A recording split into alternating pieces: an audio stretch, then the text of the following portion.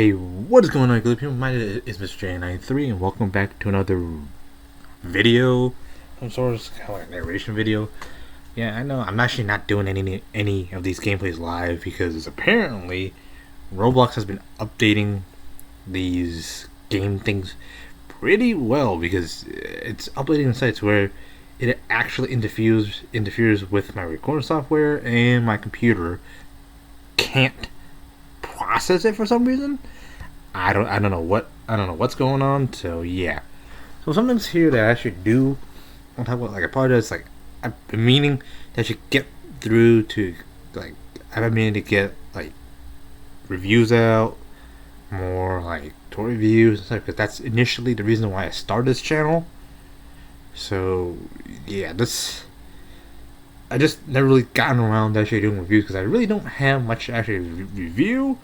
Or do I actually have things I would actually like to review? Like, in a previous videos of this style, I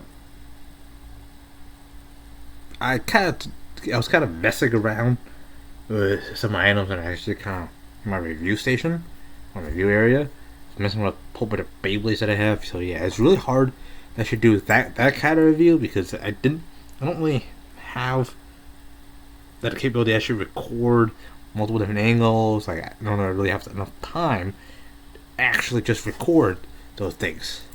I mean, I'm mostly just gonna be like recording actual gameplay footage of where I'm actually like playing the game, and I can actually explain certain things, like actually like doing in-game narration.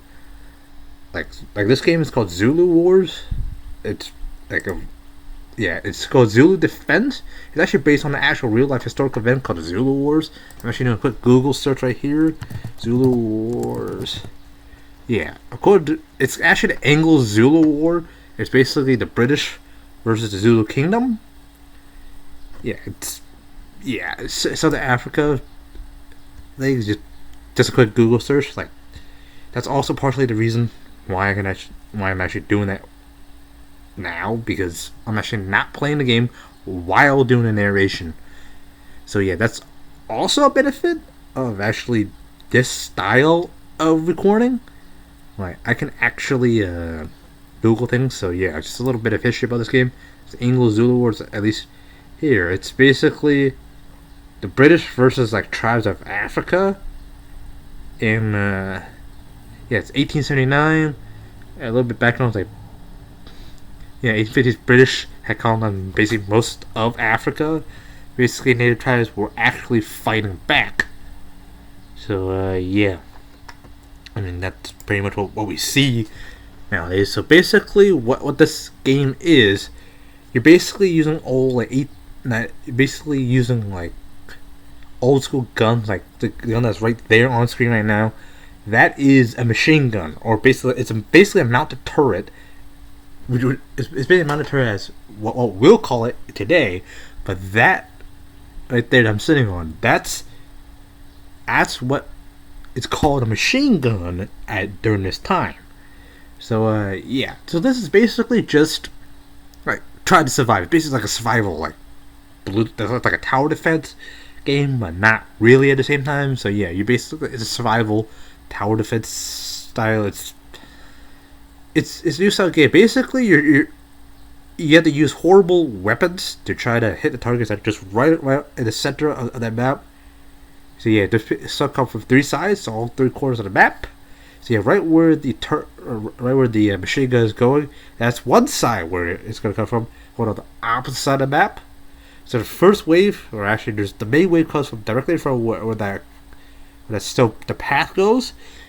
The NPCs will start right towards you, and if you actually do want to use that mountain gun, you actually need to actually get some kills, because each shot takes like points from you. So depending on the distance, you're gonna get 1 point. So the furthest way you can get, I think it's like 9 points or something like that.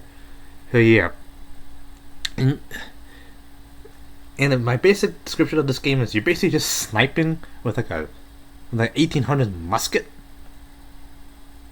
Yeah, that's just not really practical, because as you can see, if you actually do play this game, you can see that the farther the round travels, the more inaccurate it is, and eventually, like, there's apparently there's like an invisible wall there. Like, if it goes too far, the round won't actually hit. You can actually see the round impact like an invisible wall. Yeah, it is realistic to the point where you actually see the impact. Like, if you actually fire from the door, you actually see it like a dust cloud blow up.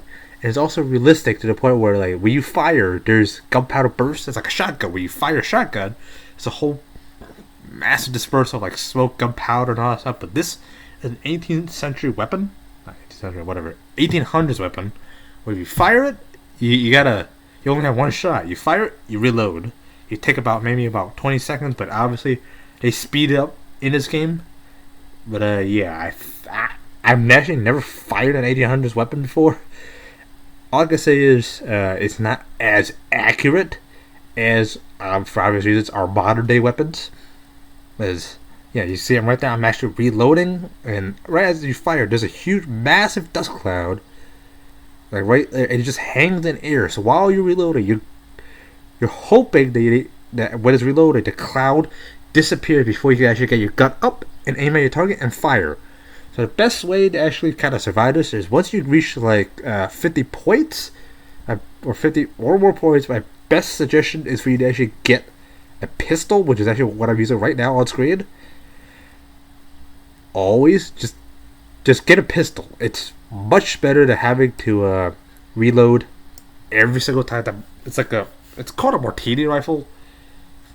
A pistol is actually much better in this game. You can actually effectively like fan. It's a revolver basically. It's like you got 6 shots. You have 6 chances to hit your target before the game will auto reload. Whereas if you use the martini rifle, you fire once. If you click again, your character will automatically reload. So you actually do not have to hit the key, the R for the reload button, because it shows you on the side. As mouse button, which is usually your left click, or depending on how you configure your mouse functions on your keyboard. But for me, left click is fire. But if I click it again after I fire the first shot,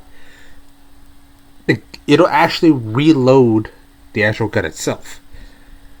Or what I can do, I can keep my mouse on target. Like I can hold Q, which will actually aim, or I can do right click, which I might actually wear down my actual mouse. If I hold down right click to aim, I hold down Q with my hold down Q and then just click. But while I'm reloading, I have my mouse aim kind of the general direction where I want to fire. Once my character reloads, and as soon as I get my gun up and ready to fire, my mouse is kind of I can just carefully move over the mouse a little bit and then fire. So it kind of reduces the chance, but the chance of actually you hitting the target is actually incredibly low. So I'm not sure if that game tactic is actually useful. But obviously, this is a very cool way to actually like have some experience with 1800s weapons. Whereas currently, right now, we have weapons like in one of my previous like short length videos, I showed you a 3D printed gun. Well, it's not a gun; it's a blaster technically.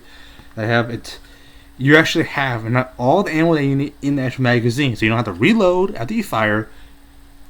Reload after you fire again, reload. Yeah, that takes time. You have all ammo, so it's basically like the pistol, which technically that is what I showed you, but it's more old school as a revolver. Whereas the one in the previous video that I showed, you could adjust the chamber, how many rounds you want to chamber, the size of the magazine, and yeah, that's ancient game actually, or not.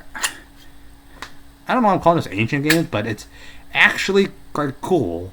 You actually see, actually play games with muskets, so you actually have a purpose of firing muskets as something to see how inaccurate they are, versus like a current modding game. If we were actually do this, it'll be a little bit unrealistic, or just would be quite difficult because it's now just like actual distance shots. You can snipe people, like Phantom Forces. That's basically what a game you would like to play if you would actually choose to do modern weapons. But yeah, instead of just having to spend time doing this, reload and just rack the slide and then be ready to fire, you have to spend the time your shots. So you have to reload, fire. You have to reload at you reload where your target is at distance. So you have time to reload and actually get the round in the chamber and be ready to fire before your target gets close enough to stab you. So yeah, I don't know why I actually did the whole motion behind the camera of me actually like reloading. You guys couldn't even see that. The main goal of this game is the reason why it's kind of a cool aspect of this game is the NPCs or the enemy NPCs or whatever the NPCs don't actually have ranged or extreme range weapons. They don't have firearms. They have spears.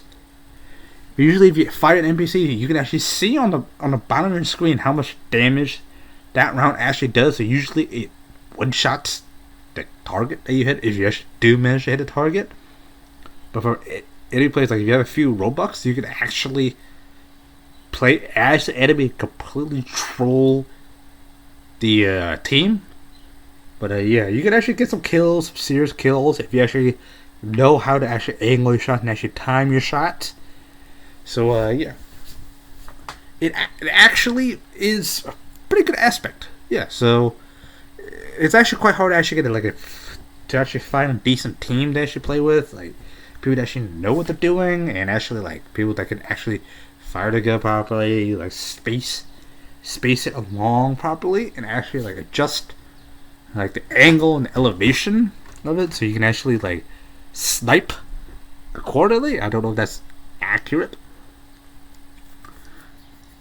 But yeah, this game dynamics, these game dynamics are actually pretty cool. You actually are, you actually do have a melee option, which is like bayonet fixed on the end of the Martini rifle. Like typically most 1800s gun, they have a head of bayonet because the chance of you getting off a second shot by the time the opposition gets close to you is very low.